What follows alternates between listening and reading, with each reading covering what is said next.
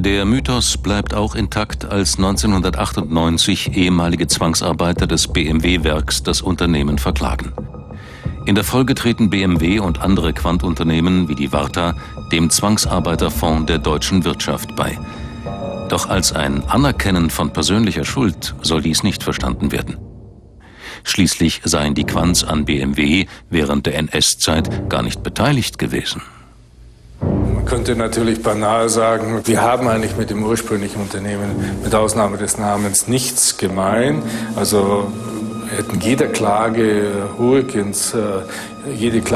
abwarten können.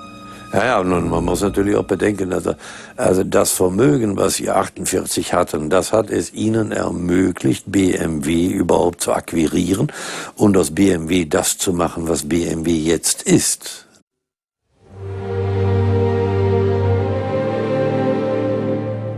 Wie sehr die Quants von Sklavenarbeit profitierten, dazu schweigt die Familie bis heute. Und auch eine Entschuldigung dafür, was Adolf Sörensen und andere im Lager Stöcken erleiden mussten, gibt es nicht. So wie der damals als 17-Jähriger inhaftierte Adolf Sörensen leiden die meisten Überlebenden noch immer an den physischen und psychischen Folgen. 1972 baten sie Varta, damals noch im Besitz von Herbert Quandt, vergeblich um eine kleine finanzielle Unterstützung. Sie reagierten hart und arrogant, gaben noch nicht einmal zu, dass wir dort für ihre Firma gearbeitet hatten. Sie haben uns gedemütigt. Wir sind dorthin gereist und haben höflich um Hilfe gebeten. Wir haben nicht gebettelt. Wir wollten eine Unterstützung, denn die Varta hat uns krank gemacht.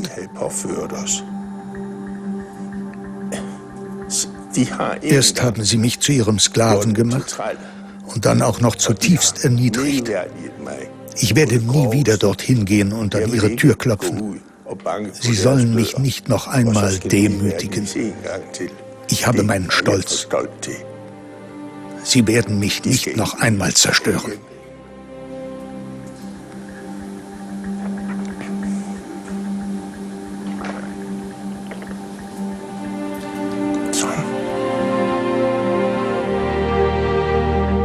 An einer Schnellstraße in Hannover steht das einzige Denkmal für die KZ-Opfer der AFA. Ursprünglich sollte es auf dem ehemaligen Lagergelände errichtet werden. Die ungenutzte Fläche gehörte der Varta. Doch die Familie Quandt, damals Hauptaktionäre der Firma, verweigerte ihre Zustimmung. Finanziert wurde das Denkmal aus Steuermitteln. Die Quandts beteiligten sich nicht. Aber so kann man mit Geschichte nicht umgehen. Mit Erinnerungen nicht umgehen, mit Menschenleben nicht umgehen. Weil ich kenne ja die andere Seite auch. Ich kenne ja etliche Menschen, die in diesem Lager waren und die dort einen Teil ihres Lebens verbringen mussten. Die können das auch nicht wegschieben. Aber offensichtlich kann es die Familie Quandt. Als das Denkmal errichtet wurde, war Sven Quandt im Varta-Aufsichtsrat. Inzwischen hat er sich vom größten Teil seiner Varta-Aktien getrennt. Wichtig ist ihm heute die regelmäßige Teilnahme an der Rallye Paris-Dakar. Sein Großvater Günther und sein Vater Herbert Quandt, von deren Erbe er bis heute profitiert, sind weiterhin seine Vorbilder. Eine kritische Hinterfragung dieser Vorbilder erscheint ihm sinnlos. Dunkle Seiten gibt es in jeder Familie, glaube ich.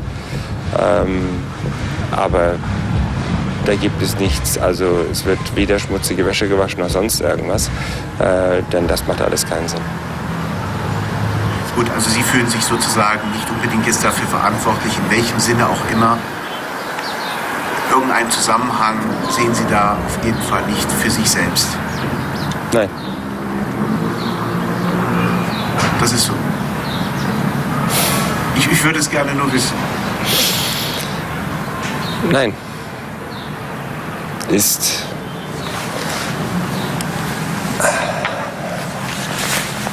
Die Antwort kennen Sie.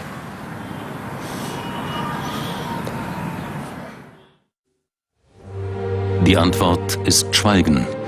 Das gilt für die gesamte Familie. Vielleicht aus Angst vor Prestigeverlust oder finanziellen Forderungen. Dabei wollen die wenigen Überlebenden heute nur eines. Sie wollen nicht noch einmal Opfer werden. Durch das Schweigen der Quandts. Es geht gar nicht ums Geld, sondern einfach dazu zu stehen, dass das da passiert ist. Und den Eindruck konnte ich nicht mitnehmen in den ganzen Jahren, dass die Firma oder die Familie Quandt sich darum bemüht hat. Die haben nichts dazugelernt. Es ist einfach nur peinlich. Hier sind nicht Seiten umgeschlagen worden in einem Geschichtsbuch, hier sind Leben umgeschlagen worden.